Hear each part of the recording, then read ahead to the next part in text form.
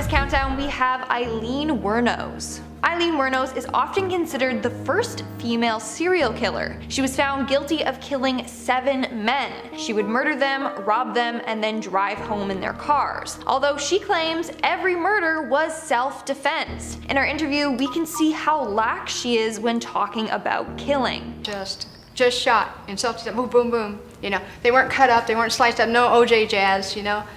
And he said, I did the most horrendous crime in the whole wide world. Death and murder literally doesn't faze her at all. In fact, she claims that what she did wasn't even bad. Yeah, she tries to justify her actions by saying she just shot them, as if that's not a big deal. But you've been convicted of killing 7 men. Everybody's looking at the number. Does that not, you killed 7 men, 7 strangers, does that not make you a serial killer? So I didn't kill them every day, did I? Again, she's acting like her killing 7 men isn't a big deal. Like, oh, it's just 7 men, people have done worse. It's crazy. Moving on to number 9, we have the Night Stalker. Richard Ramirez, otherwise known as the Night Stalker, was an American serial killer and robber who killed 13 to 16 plus individuals. At his trials, the judge stated that he never showed any remorse for these doings. I think the creepiest part about his interview is when he admits to being evil. Do you admit to being evil, Richard? We are all evil in some form or another, are we not? Yes, I am evil. Not 100%, but I am evil. And we see him try to justify his killings by saying the government does worse things to people than what he has done. Serial killers do on a small scale what governments do on a large one. They are a product of the times, and these are bloodthirsty times. Even psychopaths have emotions if you dig deep enough, but then again, maybe they don't. In our It spot, we have Edward Edwards. Edward Wayne Edwards, otherwise known as the Hook Man or the Man with the Hook, was an American con artist turned serial killer. In fact, when he committed his long list of crimes, he never wore a mask because he wanted to be famous. In 2010, he did an interview and confessed to all his crimes. Again, it makes me so uncomfortable listening to how killers took someone's life. Taking his hand, he's going through the bottom of the duffel bag trying to find the cigarettes, and I'm standing right here, and I have the sawed-off shotgun, and I ease it out of the bag while Danny's down there looking, and He's just too calm talking about all of this. During the interview, he also stated that he wanted the death penalty and thinks that he deserves it. I want the death penalty. You don't want us to be in prison for a long time on everything else that's been going on. Right, I'm not a healthy man. In our 7th spot, we have Paris Bennett. During an interview with Piers Morgan, Paris Bennett, who at 13 years of age killed his young sister, admits that he did this as a way to punish his mother. Specifically in the end, Yes. to cause your mother maximum pain. This has achieved your goal, which was to effectively mean your mother lost both her children at once. In 2007, Bennett convinced their babysitter to leave early and then proceeded to stab his sister 17 times. It's such a tragic case. What makes it worse is how he pretends to say he loved his sister. In the interview, he was asked to describe why he loved his sister, and he couldn't. Because I loved her. I loved her with every fiber of my being. They say it's like asking a colorblind person to describe the color red. They can't do it. He can't describe love because he can't feel it. Exactly like she said, it's because Paris is incapable of feeling emotions. No guilt, no love, nothing. Moving on to number 6, we have Angela Simpson. Right. You murdered this man. Yes. You tortured him. Of course. This is an interview with killer Angela Simpson. She was arrested after torturing and killing a man in a wheelchair for snitching. During this interview, she tells exactly what happened, how she did it, and why. The scariest part is how forward she is about this all. She doesn't care that she's going to prison or that she killed someone. You're not here to pretend to be remorseful. Of course not. Why would I do that? Are you remorseful? Not at all. She's not remorseful at all, and she's very open about everything. To my house, walked him down the street. I don't know why the media acts like the mother couldn't walk. He walked very well. Walked him upstairs, kicked his ass. Like, imagine being okay with taking someone's life. This interview sends shivers down my spine just listening to her and watching the stillness in her body and the calmness in her voice. We are now at our 5th and halfway mark with Manuel Vela. In 2016, a 28-year-old man, Manuel Vela, was arrested after killing his girlfriend and their unborn baby. In this interview, you can tell that Manuel suffered from schizophrenia. He claims that the father told him to kill his girlfriend and her baby. Keep in mind, he is the father to her baby. And then he says that he is the Antichrist. And that's where I cut her open, when he told me to. Who told you to? The father.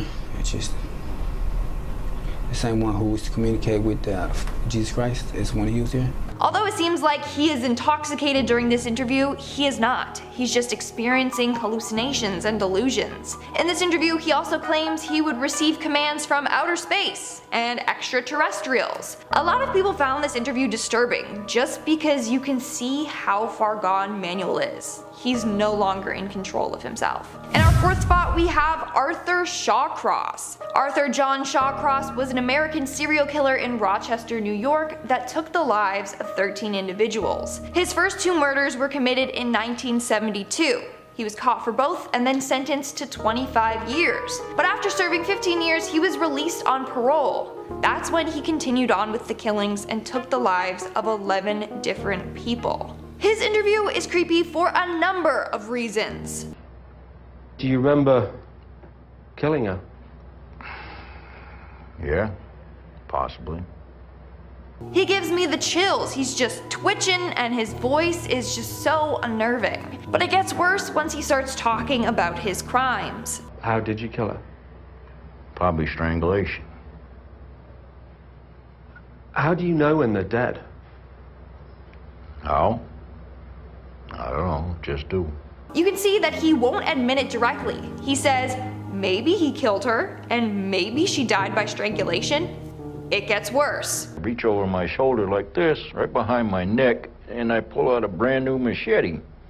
When she backed out, I come up behind her. He's just a ruthless killer. In our 3rd spot, we have Ted Bundy. Ted Bundy was an infamous serial killer who was responsible for murdering 30 women. Although it's thought that this number may be even higher. He would often kill these women in brutal ways. In his interviews, he shows no remorse for his actions, and the calm tone of his voice is very disturbing. I can see how certain feelings and ideas developed in me to the point where I began to act out on them. Certain very violent and very destructive feelings. Throughout this whole interview, Bundy tries to gain sympathy from the interviewer and the audience. You can see how he's trying to manipulate your emotions, which is terrifying. A lot of people commented saying that Bundy is trying to act human in these interviews. He knows exactly what to say and how to say it to manipulate you. It was like something had, say, snapped, that I knew that I couldn't control it anymore, that these barriers that I had learned as a child, that had been instilled in me, were not enough to hold me back with respect to seeking out and harming somebody. It's a huge reason why he was so famous and had a huge media following. Moving on at number 2, we have Beth Thomas. Beth Thomas was a young girl featured in a documentary titled The Child of Rage. At such a young age, Beth displayed psychopathic tendencies, including harming her brother on a number of occasions and trying to kill her parents. Her parents were terrified of her and her brother Jonathan's safety, as they should be. Take a look at our interview. Why is your brother afraid of you? Because I hurt him so much. Mm-hmm. Okay. And what, at nighttime, what do your parents do to your door? Lock it shut. Why do they lock it shut? Because they don't want me to hurt John. So on a number of occasions, Beth would go into her brother's room at night to try and kill him. On top of that, she used to steal knives from the kitchen to try and harm her family with. Big sharp ones. And what do you want to do with those knives? Kill John and Mommy with them, and Daddy. That's not all. Here is her recounting the time she hurt Jonathan. And what happened to your brother? Tell me about it. His head hurt real bad, but his chin, he had to have stitches in it. Now apparently doctors deemed that she acted this way as part of her traumatic past. Now it's said that after years of therapy, she is now a healthy adult. And in our number 1 spot, we have Jeffrey Dahmer. I desensitized myself to it.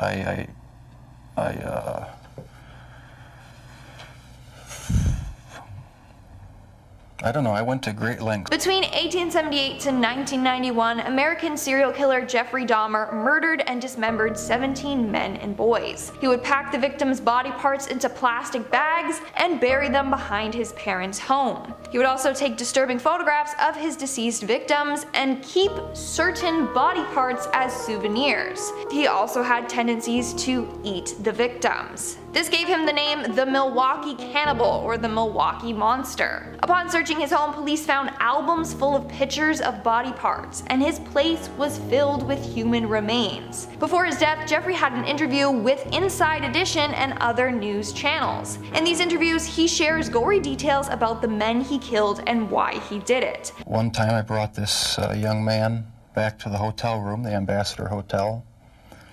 Was just planning on drugging him and spending the night with him. Had no intention of hurting him. What's creepy is how calm he is talking about all this. Like he's murdered so many people and shows no remorse, just like all the other serial killers on this list. I was handcuffed, and it was just the realization that there was no point in trying to hide my actions anymore. Hearing him say that he kept the dead with him as long as possible makes me sick. When police raided his house, they found heads were in the fridge and freezer. 2 skulls were on display in the house, and they found a 57-gallon drum filled with decomposing bodies in his room.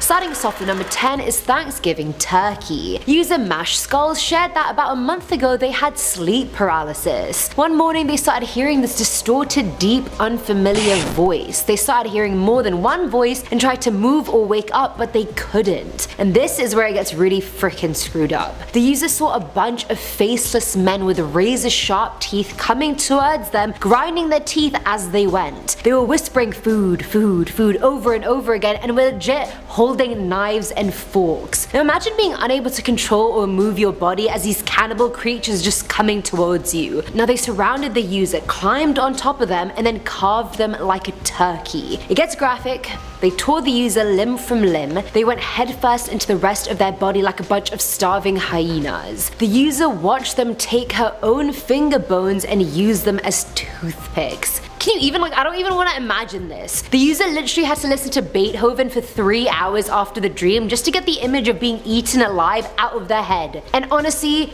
I don't even know what I would do in that position. Probably not Beethoven, maybe Mozart. Coming in at number 9 are the cats. I will shamelessly try and include cats in every video if I can. I don't even care. I don't even care if it's relevant. Anyway, this story comes from Redditor Gave a Sky, who said they recently had a dream they were in an apartment with a few cats. That's just my dream. I mean, that's my life actually. Anyway, everything seemed pretty normal and very real until one of the cats literally up and jumped out of the balcony. The person was a bit wary, so they sat in the kitchen just to collect their thoughts. Then one of the cats just sits next to them on a different chair, except the user just can't look at the cat. It felt like looking at the sun. The cat wasn't even bright, but they just couldn't look at it. Out of the periphery of their vision, they realized the cat was morphing into something else entirely. This menacing creature with a disturbing face. It morphed into some humanoid creature, and the user couldn't see its body, but its face was pale and square and had no features whatsoever except 2 eyes. The user immediately feels like the whole world is just closing in on them, and they wake up, but the creature is still there, getting closer.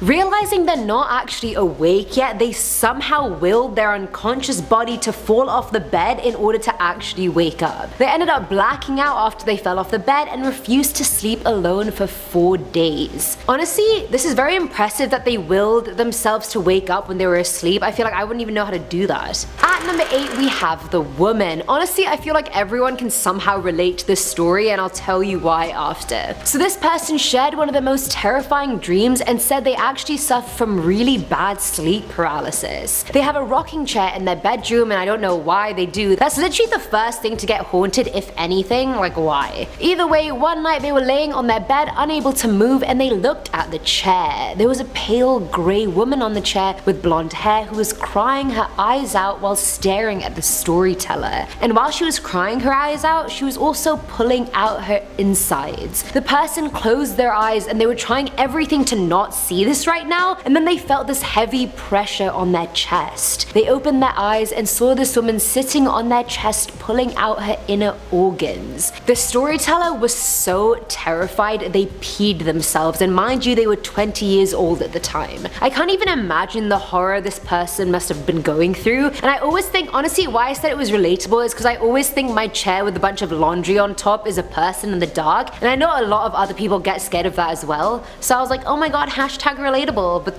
with the organ pulling woman, I'm just like, I hope that's not relatable. Please. Filling our number 7 slot is Gracie's mum, not to be confused with Stacy's mum. Reddit user Rakis11 shared the story of how when she was 5 years old she had her first ever nightmare, but things didn't really end even after she woke up. In her dream, she was at her friend Gracie's house and they were drawing on her deck with chalk, and mind you, she lived on a cliff near the seaside. Views for days. Either way, Gracie's mum came out and yelled at the girls for drawing on the deck, and then her mum started turning into something evil. She was getting uglier and uglier, and her skin had just changed shades like 4 times. The user could see this happening, but Gracie had no idea what was going on. Either way, the mum realizes the user knows she's evil and throws them both off the cliff, and that's when she woke up. Now a few weeks pass after this dream, and then one day Gracie isn't at school. Apparently Gracie had drowned in the pool at her house, and her parents had filled the pool in, got divorced, and moved straight away, which is sus as hell. Either way, 8 years later, the user's brother, who wasn't even born at the time of the incident, was just walking on a trail near Gracie's old house, and he goes, "Gracie says hello." The user was like, "What are you talking about, Cam?" And all he said was, "The wet girl." The user never told her brother about Gracie. He had no idea it even happened. But I feel like her dream about the evil mum had something to do with what really happened. Like, it's just too suspicious for like a couple's kid to die and then quickly just like fill up the pool and just move away. Like, it's something just not sitting right with me. Now at number 6 is The Mask. This one was shared by an anonymous person who said one night he was watching TV in bed when out of nowhere his TV just went black. Despite turning it on from the remote a bunch of times, it just wasn't working, which was weird since this had never happened before. Either way, while trying to get it to work, he ended up falling asleep. He started feeling this huge pressure on his chest and his face was getting pushed to look at the wall. Now something or someone was grabbing his face and turning it to face the ceiling now with such force he thought his jawbone was about to break. When he opened his eyes in this state, he saw this massive black figure on top of him with a mask as a face that was fixed in the creepiest smile. But it wasn't even a proper mask, the thing had just drawn it on itself. It puts its finger on the guy's lips and just says shh. He then literally fainted from fear, and when he woke up he made a beeline for his mum's room. And honestly, as any honest adult, I would do the same. No shame. Go to mommy's room straight away.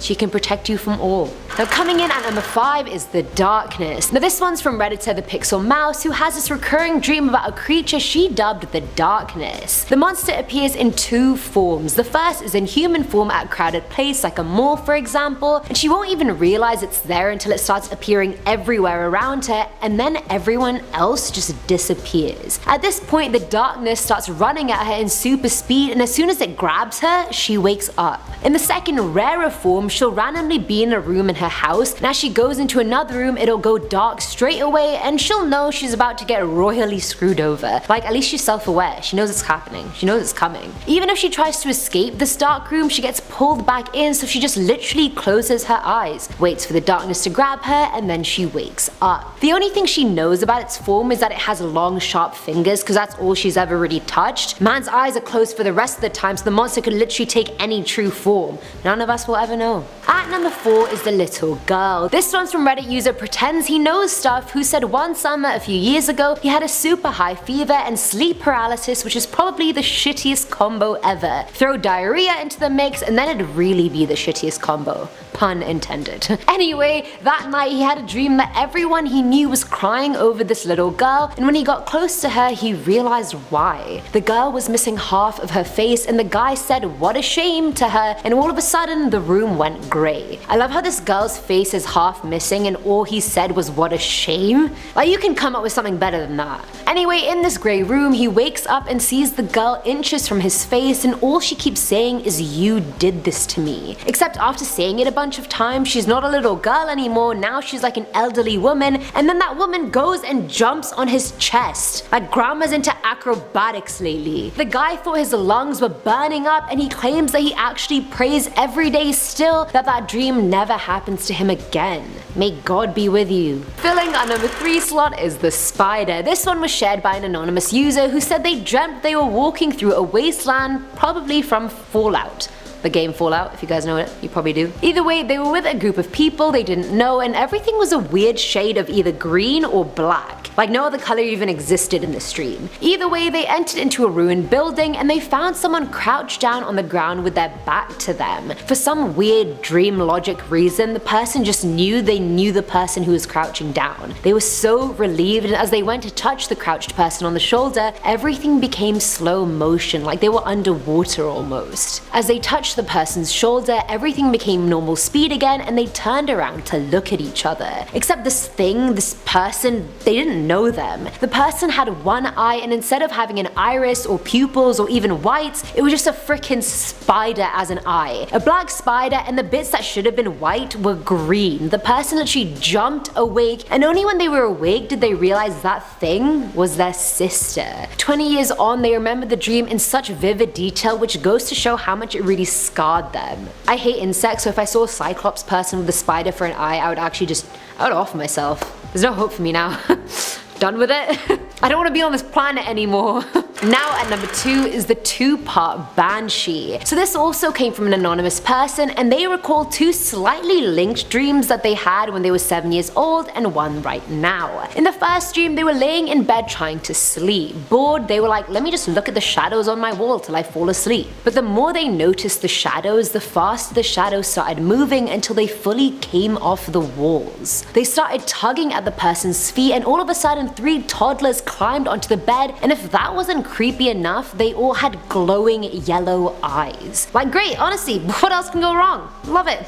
Simultaneously, the 3 babies let out the most high-pitched scream the person had ever heard before pulling them off the bed. And that was the first dream, which all in all was horrific but doable. Years and years later, the person had another dream. They were walking to the bathroom to get something from their cabinet, and as soon as they closed it, they hear the same high-pitched scream that the toddlers had let out all those years ago. When the person looked into the mirror on the cabinet, they saw that the bathtub behind them was full of blood, and a little girl was standing in the middle of it holding a freaking knife. Now the person who was looking at this started fainting in slow motion, and as they were falling, everything just started glitching and distorting, and the girl in the tub was just smiling and smiling as she moved towards the person.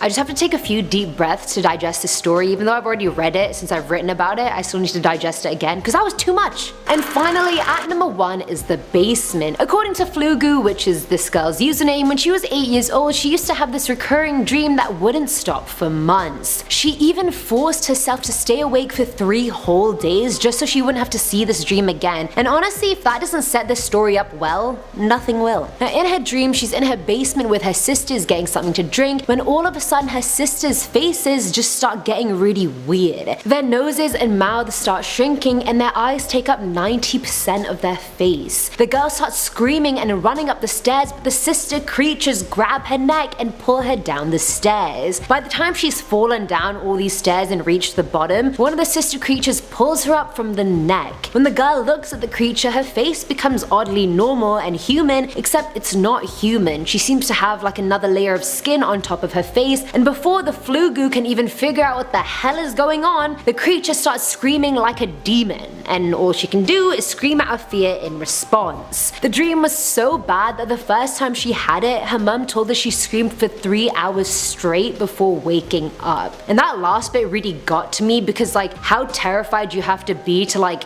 literally be screaming 3 hours when you're unconscious. It's getting me in the feels, it's making me feel a type of way.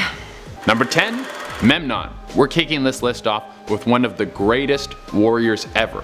Memnon was said to be an immortal warrior from Greek mythology who was one of the best warriors in the land, second only to the great Achilles. He's an Ethiopian king and really the most prevalent African figure in all of Greek mythos. It's said that he was killed by the only man who was a better warrior than him, Achilles, who might have also been immortal. Maybe it was like South Park rules, it takes an immortal to kill an immortal. Number 9, Merlin. We all know Merlin. He's one of the most famous characters from English myth. Being the guy who helped King Arthur, it must be easy to become king when you have a wizard in your back pocket. But what if he isn't myth? What if the character is real and is still walking around to this day? There's evidence of characters like Merlin or Merlin himself popping up again and again through English history. Some people believe that he's still alive and still protecting the royal family. Maybe if he's still alive, he should retire from protecting some of the richest people in the world and help out the rest of us. Why not cast a spell that gives me a good night's sleep for once? Number 8, Hercules. One of the buffest dudes in history. If you don't know the story of Hercules, he was basically a demigod and he wanted to be a god. And the gods told him, if you want to be a god, you gotta show everyone how much of a stud you are. And he did.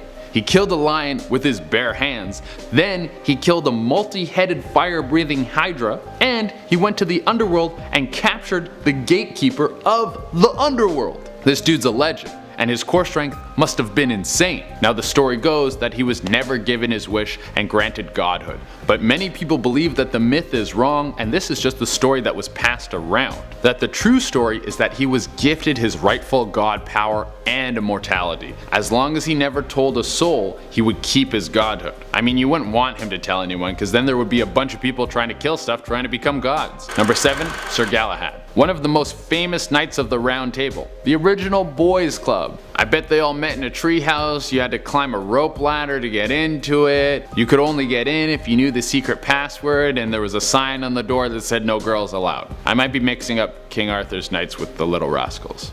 Anyways, Sir Galahad was the illegitimate son of Sir Lancelot and Elaine of Corbetic, and it said he is one of the people who has found the Holy Grail.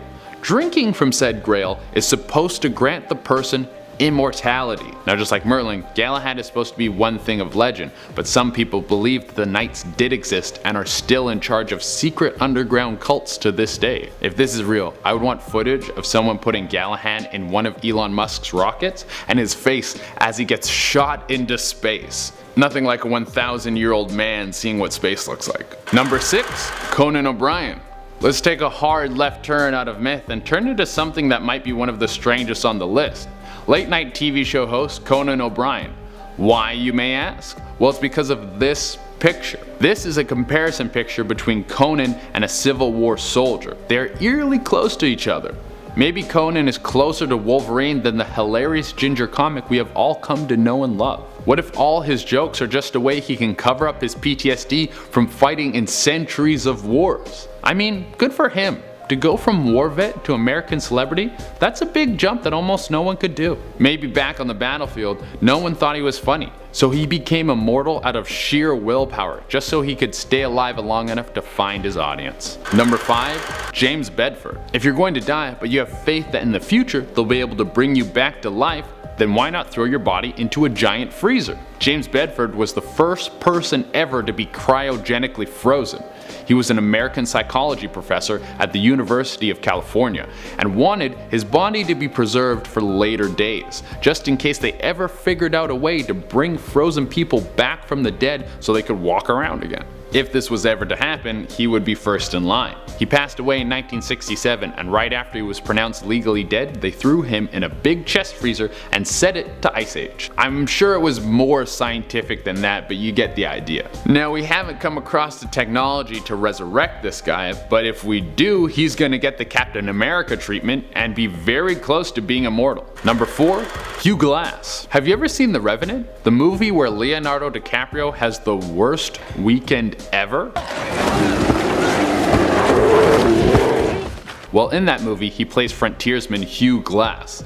Now, Hugh Glass was mauled by a bear and left for dead, and had to trek for miles and miles with broken bones and brutal wounds, and survived. How did he do this? Well, the history books said he did this with grit, determination, and pure survivalist instincts. But the deep dark corners of the internet have other opinions. Some people are pushing the idea that he's an immortal or has some sort of Deadpool healing factor. This would allow him to survive such a brutal attack and make it back to full health. And if this is true, he might still be alive to this day, keeping his healing ability secret from the public. Number 3, Jack Lucas. One of the biggest bad all time. This guy literally might be unkillable. I don't want to trash talk him because I'm pretty sure he would find me and come beat the hell out of me. Jack Lucas fought in World War II, and while serving, he jumped on 2 Japanese grenades and survived both explosions. And not like barely even survived, he kept serving in the army. Maybe back then Japanese craftsmanship wasn't what it is now. After this, he became a paratrooper, and on one of his jumps, his chute didn't deploy. Now you think plummeting to the earth would surely just kill you.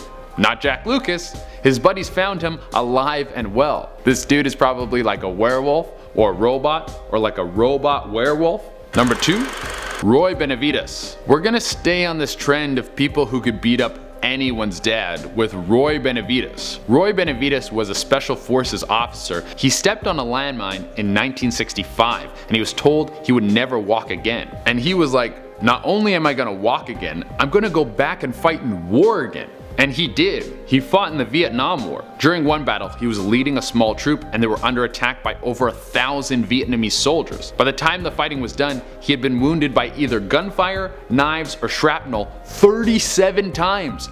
37! He was pronounced dead and put in a body bag. Then, he came back to life and unzipped the body bag he was inside. Death probably looked at this guy and was like, nah, you're too much for me. We're trying to build a nice neighborhood over here. You stay alive. Number 1, Tsutomu Yamaguchi. What's the worst week you've ever had? Whatever it is, I bet it's not as bad as this guy. Tsutomu Yamaguchi was in Hiroshima in 1945 when the first atomic bomb dropped. He obviously survived. I mean, he's on our list of immortals. He did sustain some injuries. His skin was burned and one of his eardrums was ruptured.